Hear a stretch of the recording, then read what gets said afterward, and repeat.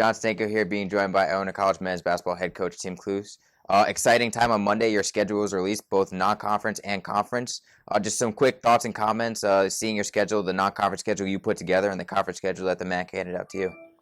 John, I think we're looking forward to an exciting year here at Iona again. I think we have a very challenging schedule. We have some very good teams on the road, especially some early games at Valpo, at Oregon State. Both teams tremendous success on their home courts, and one of them is a former NCAA team from last year. And I think our challenge is out there that we're going to accept and see how good we are right from the start and see what we need to work on. Yeah, let's touch on that Valpo game. They're an NCAA tournament team last year. They won the Horizon League. Very talented team. They returned their top three scorers. Not an easy game to start off with. What was going through your mind wanting to start off with a tough game to have your players ready? What went through the mindset of wanting to start tough? I just think when you play very good teams early, you find out a lot about yourself and what things you need to work on and what things are going well right now and who can play in those type of games as well. And I don't want to wait 10 or 12 games to find out who can go out there and compete against the higher level opponents. We want to know that right away. And Oregon State, their second game of the year, they were 15-2 at home last year. First time Iona's playing a Pac-12 team since 1999. So going into that game, the new players they're gonna go into an environment that's going to be hostile that the other team has had a lot of success with.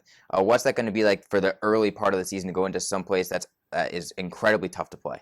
Again, it's brand new to some of the guys, and other guys have been there before, and it's going to be challenging for them and us, but we're looking forward to it. And again, it gives us a chance to find out how certain guys are going to react to a crowd, to an environment, to a very tough environment with a lot of people, to a bigger arena, a lot of different areas and a lot of different variables, but I think will help our team to grow up quickly.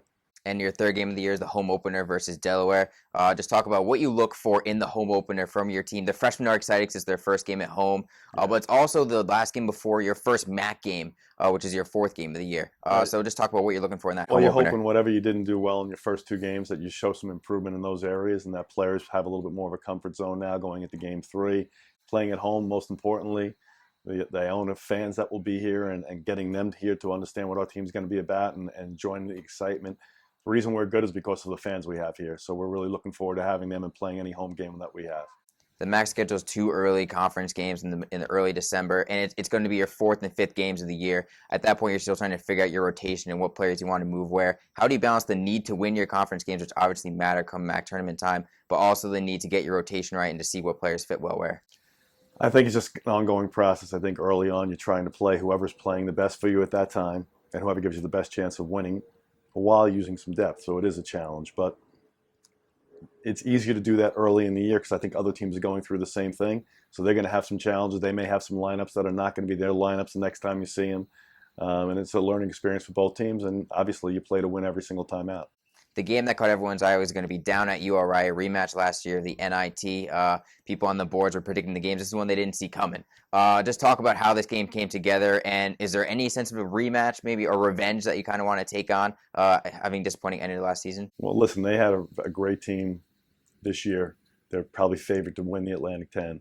I think it's going to be really challenging. We like the fact we had a chance to play them last year. We don't feel we played anywhere near our capabilities.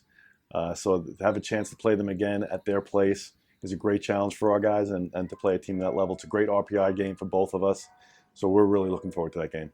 Your last non-conference game is at home against Drexel. And just from you, from a coaching standpoint, when the non-conference schedule wraps up, what's the one thing you're looking for that your team has improved upon most from the start of the year until the end of conference play? Just some consistency in how we play and a better understanding of how to play together as a group and more cohesiveness.